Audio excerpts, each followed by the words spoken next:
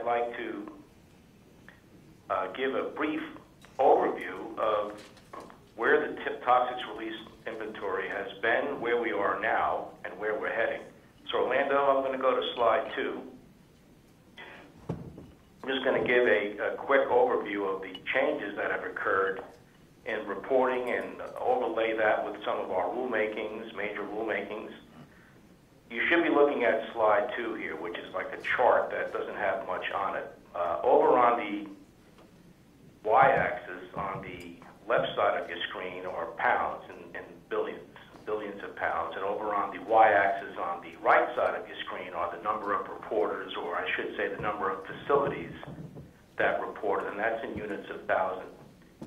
And on the bottom there are the about 22 years worth of TRI reporting and demarcated in years.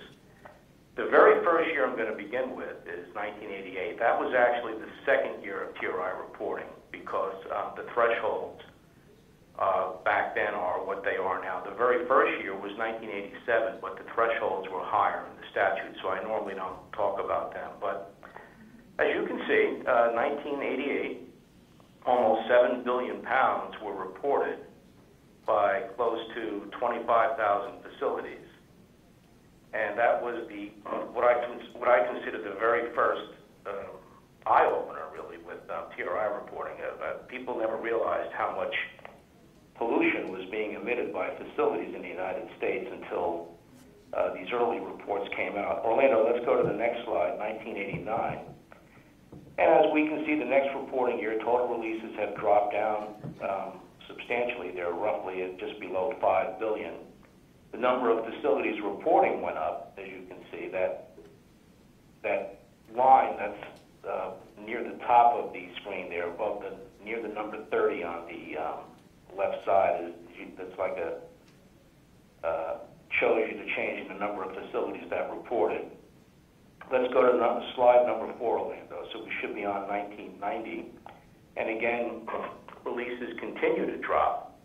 Now in this year, in 1990, the Pollution Prevention Act was passed, and that required additional reporting to the TRI program. So it changed the reporting from just reporting total releases, on and off-site releases, to other things, other waste management practices.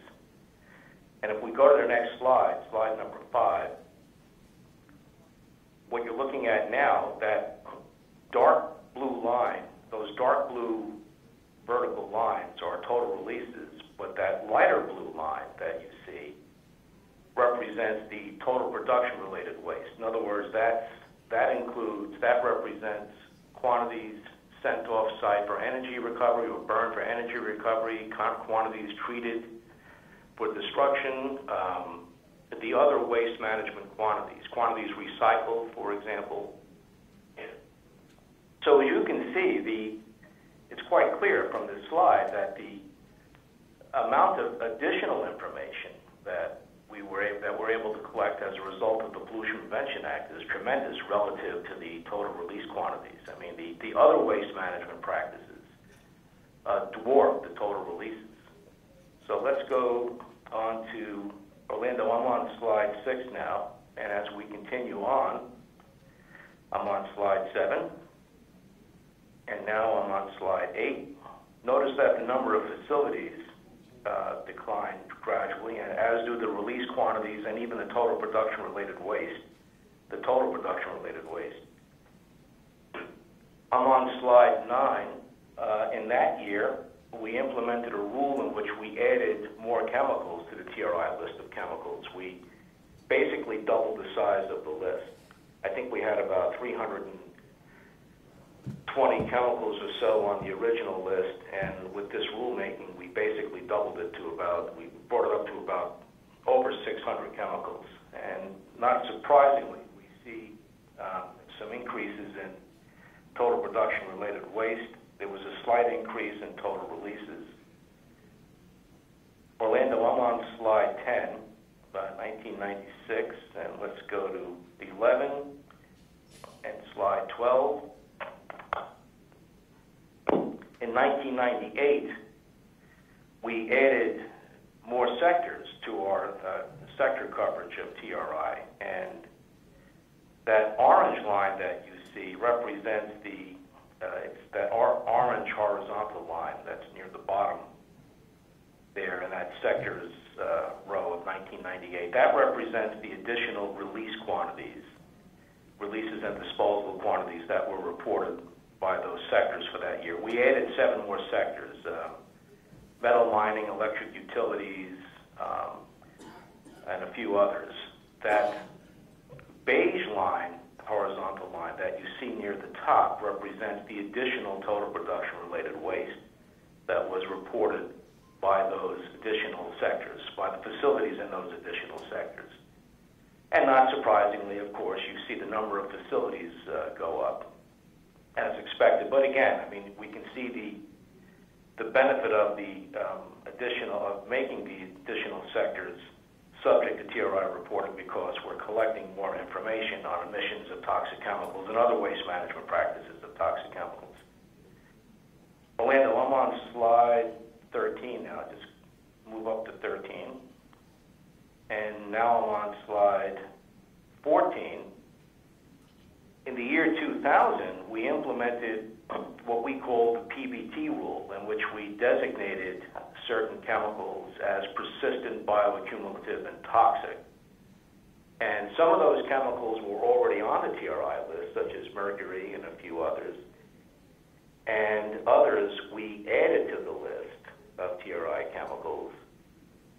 And with all of them, though, we lowered the reporting thresholds to either 100 pounds for manufacturing, processing, or otherwise using, or 10 pounds. If a chemical was designated as persistent, bioaccumulative, and toxic, the threshold was set at 100 pounds, down from 25,000 pounds and 10,000 pounds. If it was designated as highly persistent, bioaccumulative, and toxic, such as mercury compounds, for example, the threshold was set at 10 pounds. And in the case of dioxin and dioxin-like compounds, it's 0.1 gram. So because of societal concerns and with these chemicals, not only are they toxic, but they persist and bioaccumulate throughout the food web, they are of particular concern. And the standard TRI reporting thresholds were not sufficient to capture all the releases and other waste management practices going on. So this was a very important rulemaking. I consider it to be a landmark rulemaking, in addition to the other two, the sectors and the chemicals rulemaking that you see in 1995 and 1990 respectively. Orlando, let's go to slide 15, and we should be up to 2001. In 2001, we designated lead as a persistent, bioaccumulative, and toxic chemical. And we got additional reporting on lead, again, a very toxic chemical, very, very problematic chemical. And let's just move on. I'm on slide 16. Now I'm on slide 17. And over the years, now I'm on 18 and 19, and now I'm on 20. And as you can see, we'll just stop here for a moment. As you can see, the releases, total production-related waste generally have been coming down, which is a good sign. Also, what we see is a decline in the number of facilities that report. This is partly due to economic reasons. It's partly due to outsourcing. It's partly due to merging of different manufacturing firms. When you normalize for all of that, though, we still observe a decrease in total releases and total production-related waste. So there appears to be a true decrease in emissions of toxic chemicals and a decrease in the total production-related waste generated. Let's go on to slide 21 and 22 and 23 and 24. I'm going to update this slide pretty soon, this presentation pretty soon, to include our 2011 data. But this is a snapshot of the total releases and total production-related waste that had been reported to the TRI program over the past 22 years or so, 23 years, and with all the rulemakings. Now let's go to the next slide, and it should be slide 25, and what you should have seen, Orlando, is TRI Explorer pop up above the 1998 year there where it says sectors. That was the very first year that we developed a tool. You know, about that time is when the internet was out and most people had access to it in 1998, 1997. Well, we came out with our first online tool for that enabled citizens, the public, to access the TRI database directly. Prior to that, it was a little more difficult. So 1998 was the first year we did that. Let's go to the next slide. In 2001, we developed what we call TRI Made Easy, or Try Me. It's a software package that was developed for TRI reporters, and it enabled them to submit their TRI data more easily. Instead of using a pencil and paper and filling out one of our reports the long way, you know, the old-fashioned way, and mailing it in through the U.S. mail, we developed this software package that was available on a compact disc, and they would just complete it and then mail the disc in. But it had some built-in data quality checks in it, and it also made life a lot easier for the reporter and for the EPA. Let's go to the next slide. In 2002, we did our first streamlined public data release report. Prior to that, we used to do these we used to develop these very thick, comprehensive analyses. They looked like telephone books, and we would mail them out.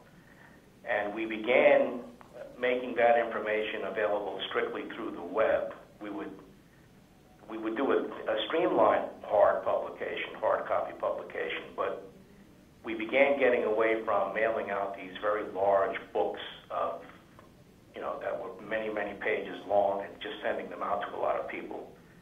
Let's go to the next slide. In 2003, we did our very first, what we call early facility data release report. This was the very first time that we made the TRI data as submitted to us available to the public as it was submitted, without doing any analyses or any checks or anything like that on it. This was largely due to just demands by the public that they wanted the information out as quickly as we could get it out. So this was our first attempt at doing that, and it was quite successful. Let's go to the next slide, Orlando. In 2005, we continued to enhance our Try Me web tool. We made it a web-based tool where we didn't even have to send out a compact disc. Companies could just simply, form our filers, TRI reporters, could just simply fill out the report on the web and just press a button and send all the data in instantly. In 2007, let's go to the next slide, Orlando. In 2007, Try Me Web was fully implemented, and it's been very, very successful. It's helped to improve the quality of the data that we receive. It has some built-in data quality checks, and it also makes it easier for filers to submit their information, and it makes it easier for us to process it. That's one of the reasons why we're able to get it out so quickly now, the information. And let's go to the next slide, which should be 2008 here.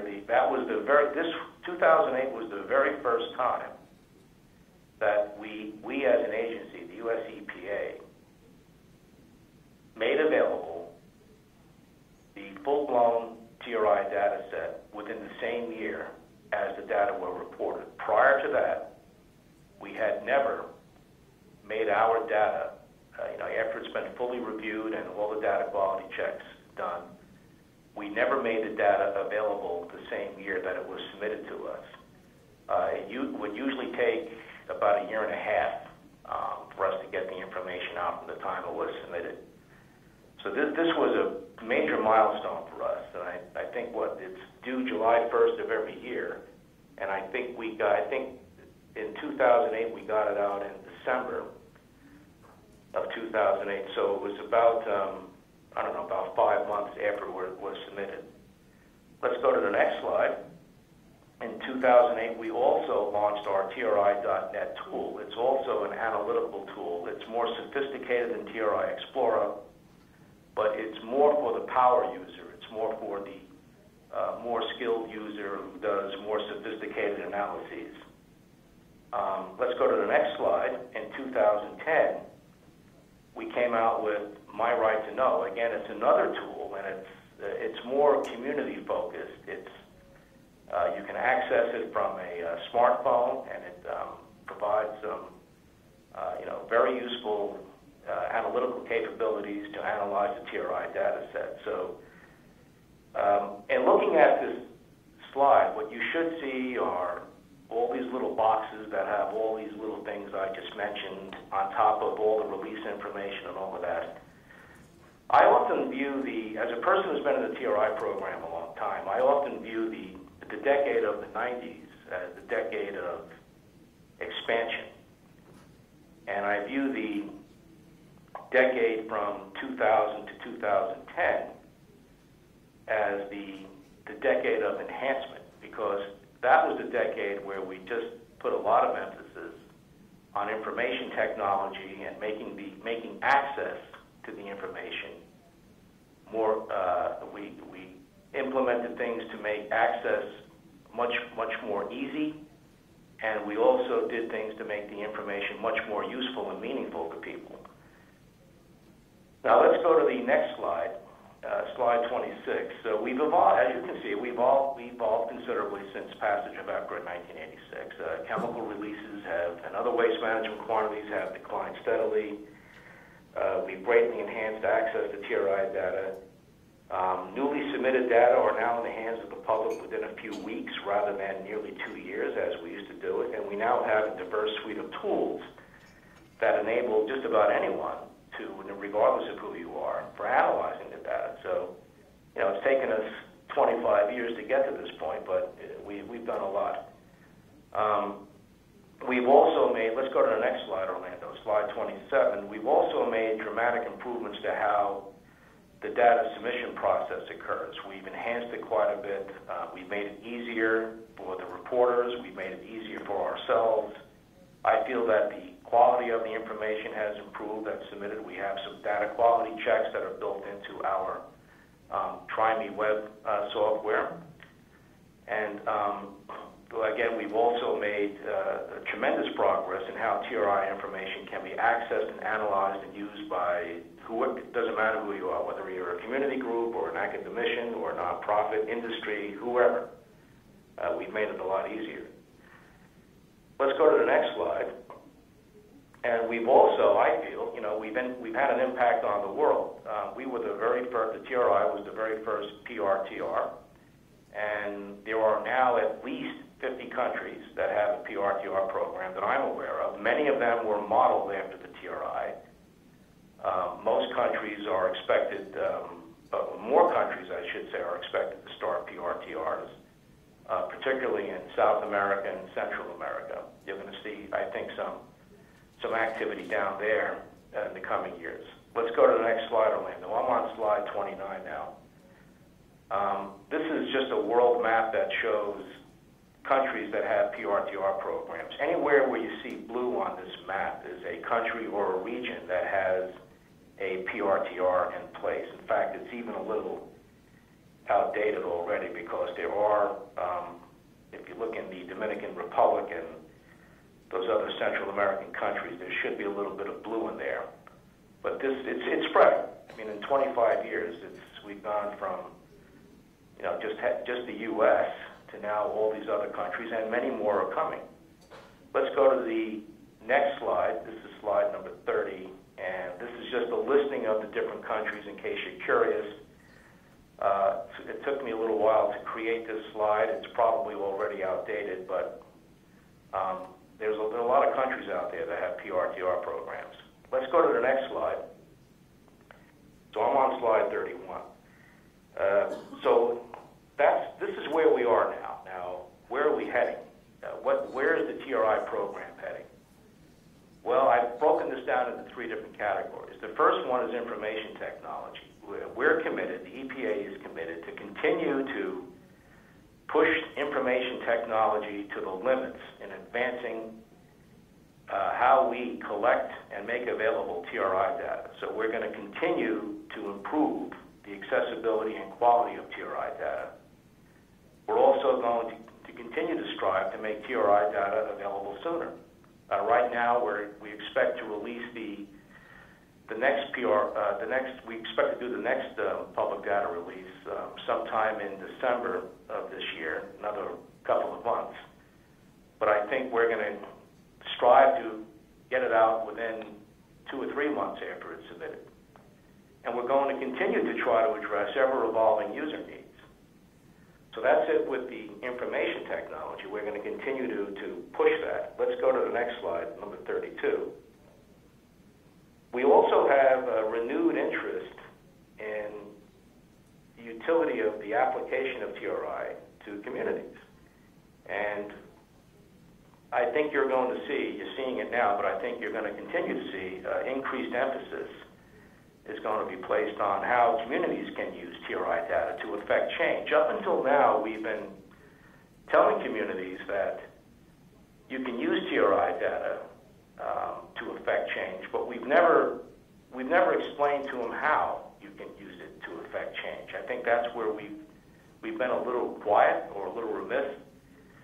And so we're going to put more emphasis on how communities can use TRI data to affect change.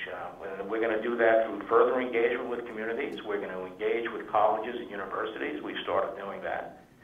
We're going to develop a framework that communities can use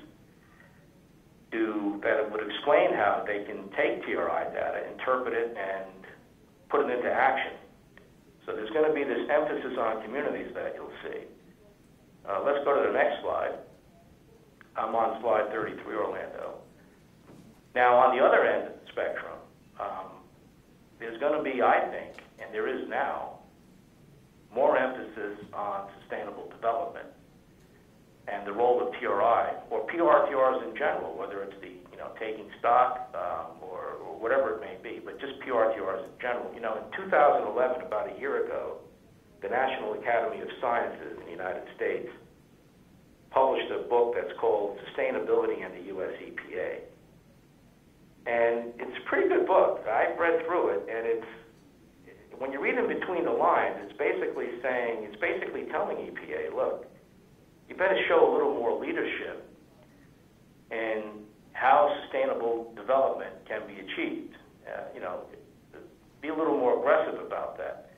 And it recommends that EPA formally adopt a sustainability paradigm. And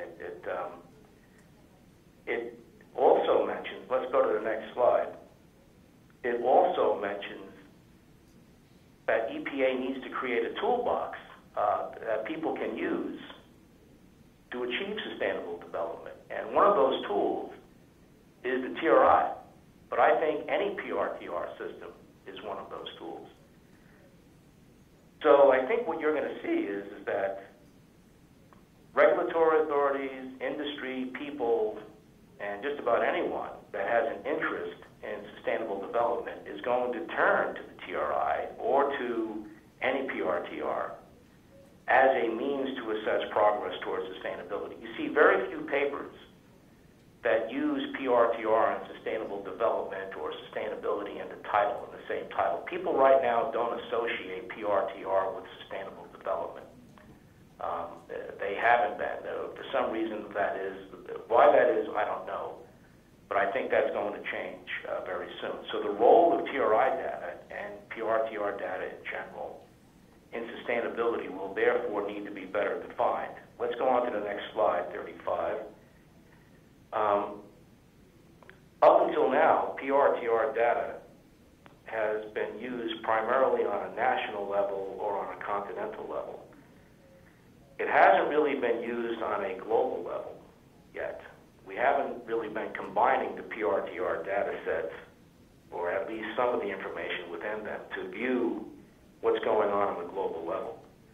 But when we're talking about sustainable development